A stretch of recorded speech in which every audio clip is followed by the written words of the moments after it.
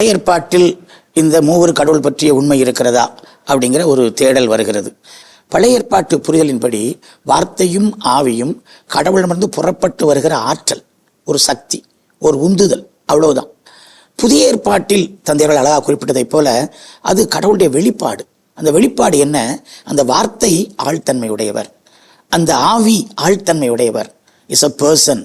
அந்த பின்னணியில் தான் மூவொரு கடவுள் அப்படிங்கிற ஒரு வெளிப்பாடு. இது கடவுளை நாம் புரிந்து கொள்வதற்காக, கடவுளுடைய செயல்பாட்டை நாம் புரிந்து கொள்வதற்காக, கடவுள் அனுபவத்தை நாம் பெறுவதற்காக கடவுள் தந்திருக்கிற ஒரு வழிமுறை. அதுதான் புதிய ஏற்பாட்டினுடைய தனித்துவமாக அமைகிறது. கடவுள் எங்கோ வானத்தில் உன்னதங்களில் தூரத்தில் இருக்கிறவர் அல்ல, அவர் நம்மோடு உரைகிறவர். அதை எப்படி உணர முடியும்? அதை எப்படி அனுபவிக்க முடியும்? மனிதனாய் வந்த இயேசுவில், ஆவியாய் நம்முள் இருந்து இயக்குகிற அந்த ஆவியானவரில் நாம் அதை உணர முடியும். மாபெரும் இறை அனுபவத்தை இந்த மூவரு கடவுள் தத்துவம் வெளிப்பாடு நமக்கு சொல்லித் தருகிறது.